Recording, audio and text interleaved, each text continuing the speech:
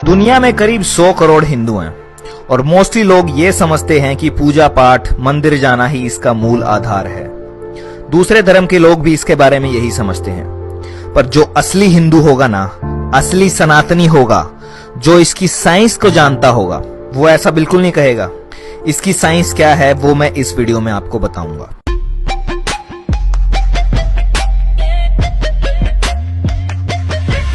इसकी साइंस इतनी गहरी है कि दुनिया भर के बड़े बड़े क्वांटम फिजिसिस्ट, मॉडर्न साइंटिस्ट ने हिंदुइज्म के वेद उपनिषद पढ़े हैं, अध्ययन किया है, जिसमें एल्बर्ट आइंस्टाइन से लेके Niels Bohr, Erwin Schrödinger, Werner Heisenberg और निकोला टेस्ला का नाम भी आता है। इन्होंने अपने टाइम में वेदांता फिलॉसफी पढ़ी थी। हिंदुइज्म का असली नाम है सनातन धर्मा। धर्मा का मतलब यहाँ पे रिलीजन से नहीं है, धर्मा का मतलब यहाँ पे है नियम, कुछ लॉज।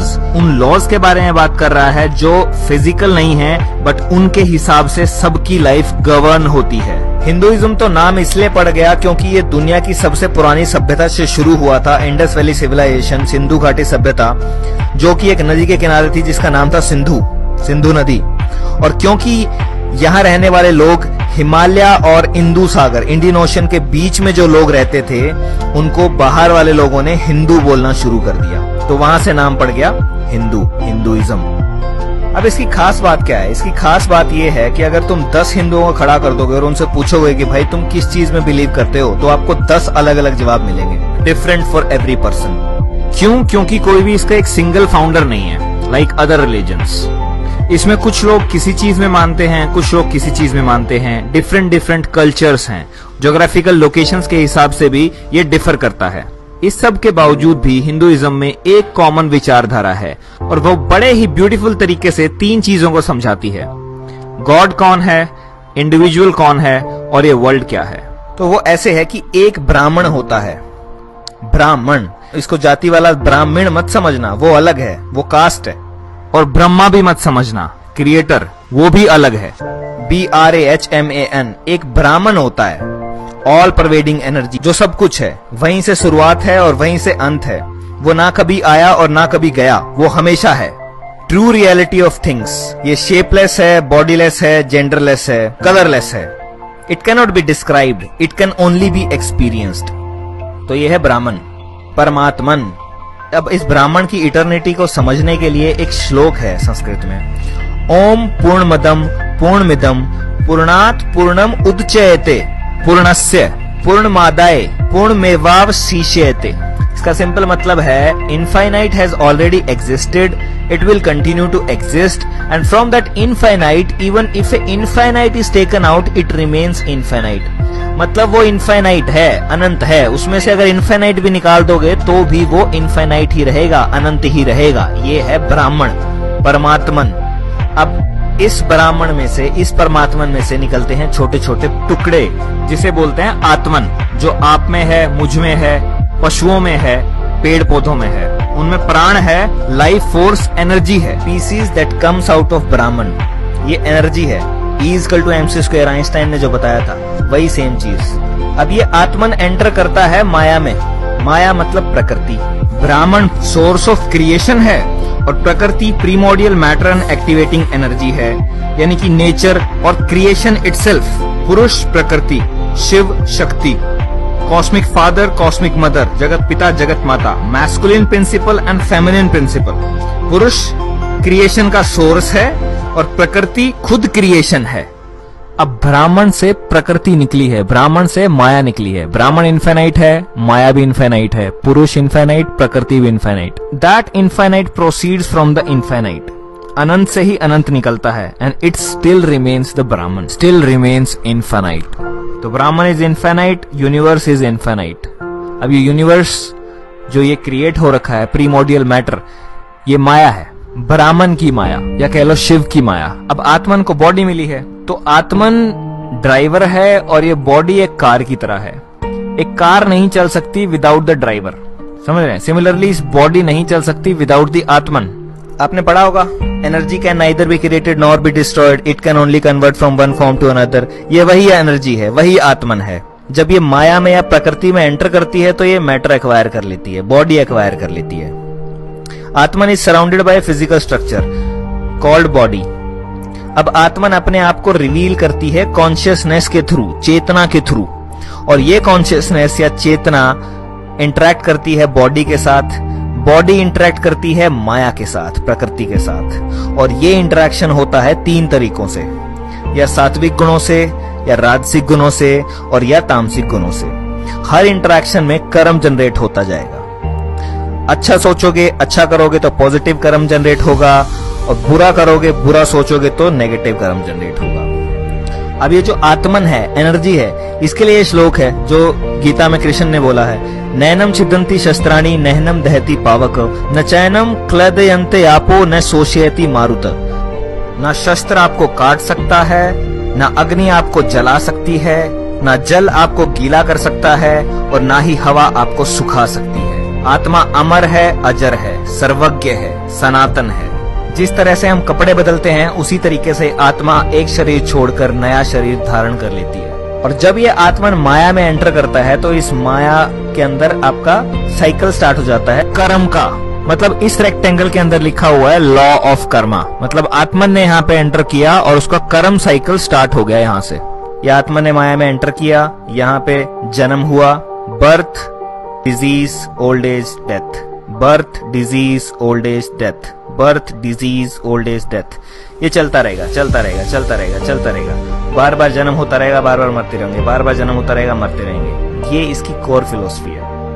अब जिस तरीके से फेसबुक के सर्वर होते हैं, वो सब कुछ रिकॉर्ड करते हैं कि कहां से आया, कितने बजे आया, क्या क्लिक किया, क्या लाइक किया, क्या कमेंट किया, क्या लाइक करके अनलाइक किया, ये सारी चीजें वो जैसे वो रिकॉर्ड करता है। इसी तरीके से माया में इनविजिबल सर्वर्स लगे होते हैं जो हर चीज को नोट कर रहे हैं कॉस्मिक रजिस्टर्स में। आपका एक एक कर्म नोट होता है, रजिस्टर्स में चढ़ता जाता है, पॉजिटिव और नेगेटिव का बैलेंस बनता चला जाता है। जब शरीर की मृत्यु होती है, उस समय आत्मा का जो भी विचार रहता है और उसके कर्म कैसे थे, उसके हिसाब से अगला जन्म डिसाइड होता है। अब देयर आर 6 कैटेगरीज जिसमें जन्म होता है, और ये इवोल्यूशन के हिसाब से हुआ है। अब 6 तरीके की रियलिटी है इस 3 डायमेंशनल वर्ल्ड में। पहली है एक्वेटिक, सारे पानी वाले। दूसरी है इंसेक्ट्स एंड रेप्टाइल्स, रेंगने वाले छोटे कीड़े मकोड़े। तीसरी है प्लांट्स। चौथी है एनिमल्स। पांचवी है बर्ड्स, और छठी है ह्यूमंस। अब सनातन धर्म ये बिलीव करता है, सनातन का मतलब है इटर्नल, टाइमलेस। उसमें ये बिलीफ है कि जो ह्यूमंस हैं सिर्फ वो ही कर्म जनरेट करते हैं, क्योंकि जो कीड़े मकोड़े हैं या फिर कुत्ता बिल्ली हैं, they are not aware of itself. वो सिर्फ इंस्टिंक्ट्स के आधार पे काम करते हैं, उनका कर्मा जनरेट नहीं होता, उनका कर्मा काउंट नहीं होता है। तो नेगेटिव कर्म जनरेट करोगे तो नीचे की दुनिया मिलेंगी, नीचे के रियलिटीज मिलेंगी, और नीचे सिर्फ कोई कर्म जनरेट नहीं हो सकता है, वहां सिर्फ कर्म भोग सकते हो, वहां कोई कर्म जनरेट नहीं होता है। तो अभी तुम्हें ह्यूमन बर्थ मिला है तो तुम्हारे कर्म बहुत अच्छे थे, इसलिए तुम इंसान बने, क्योंकि सिर्फ ह्यूमंस के पास फ्री विल है, चॉइस है कर्म जनरेट करने की। ये हिंदुइज्म के बेसिक थॉट्स हैं, और ब्रह्मा विष्णु महेश तो अभी तक आए भी नहीं। जो लोग सोचते हैं कि हिंदुइज्म का मतलब सिर्फ मंदिर जाना, पूजा करना है, भक्ति करना है, इसकी पीछे की साइंस क्या है उसको जानो। और ये सबसे पुराना रिलीजन होने के बावजूद भी आज तक इसीलिए खड़ा है क्योंकि ये सनातन है, टाइमलेस है, इसको कोई मार नहीं सकता। कितनी भी कोशिश कर लो इसको मारने की, फिर से उठ के खड़ा हो जाएगा, क्योंकि ये तो सिर्फ एक विचार है। और यही एक रीजन है कि ये आज तक भी जिंदा है। बाकी कितने धर्म आए और खत्म हो गए, बट ये आज भी सबसे पुराना होने के बावजूद भी 100 करोड़ लोग इसे फॉलो करते हैं। चलो आगे बढ़ते हैं। अब आत्मा के कर्म के हिसाब से अगला जन्म मिलता है। तो अब जो ह्यूमन लाइफ मिली है, इसमें अच्छे कर्म कर लो, वरना नीचे जाओगे। अपना कार्मिक बैलेंस सुधार लो, और नीचे जाओगे तो केवल बुरे कर्म खत्म होते जाएंगे, नए कर्म अर्न नहीं हो सकते क्योंकि चॉइसेस नहीं है। और अगर आत्मा के कर्म अच्छे हैं तो आपको ये सेंट्रल फिलॉसफी समझ में आएगी। तो कुछ नॉलेज एक्वायर करने के बाद और कुछ स्क्रिप्चर्स पढ़ने के बाद आपको ये समझ में आएगा कि आप एक साइकिल में फंस गए हैं, आपकी डेस्टिनी कहाँ है। तब आप पूरी पावर लगाएंगे इस साइकिल से बाहर निकलने के लिए और अल्टीमेटली मोक्ष अटेन करने के लिए। और मोक्ष सिर्फ मरने के बाद अटेन नहीं होता है, मोक्ष यहाँ रहते रहते मिल जाता है। जब आप ये अच्छे कर्म और बुरे कर्मों से ऊपर उठ जाते हैं, निष्काम कर्म करने लग जाते हैं, तो आपको यहाँ रहते रहते मोक्ष मिल जाता है। आपको ये रियलाइजेशन हो जाता है कि आप आत्मा हैं, और ये रियलाइजेशन हो जाता है कि आत्मा ही परमात्मा है। अद्वैत वेदांता के अकॉर्डिंग तत्त्वम असि, दैट दो आर्ट, मतलब आत्मन इज ब्राह्मण आत्मा ही परमात्मा है, उसी का हिस्सा तो है, वही तो है। और मोक्ष अगर मिल गया तो आप वापस चले जाएंगे ब्राह्मण के पास, जहां से आप आए थे, परमात्मन के पास, which is the reality of all human beings. But हर कोई इस चीज के लिए अवेयर नहीं हो सकता। जो अवेयर नहीं हो सकता उनके लिए endless cycle of birth death चलता रहेगा। अब ये क्यों हो रहा है? बिकॉज दिस संसार, this world is a Maya, temporary material reality which confuses आत्मन। ये माया आत्मा को कंफ्यूज कर देती है और ये टेम्परेरी मटेरियल रियलिटी है, ये सच्चाई नहीं है। माया का मतलब है दैट विच इज नॉट, जो है ही नहीं। और जो लोग इसे नहीं समझ पाते वो राजसिक और तामसिक कर्मों में बंध जाते हैं और अल्टीमेटली कोई मुक्ति नहीं मिलती उन्हें। अब एक तरफ तो ये चल रहा है, दूसरी तरफ ये यूनिवर्स खुद से क्रिएट होता है, नर्चर होता है और डिस्ट्रॉय होता है। This has been discovered by 21st century scientist. Big bang, universe expansion and then big crunch. But ये नॉलेज तो हिंदुओं ने 10,000 साल पहले निकाल दी थी कि यूनिवर्स क्रिएट होगा, एक्सपैंड होगा और अल्टीमेटली डिस्ट्रॉय हो जाएगा, अगेन क्रिएट होगा, एक्सपैंड होगा और अल्टीमेटली कोलैप्स हो जाएगा। माया हिस्सा है इस यूनिवर्स के बनने, बढ़ने और बिगड़ने का।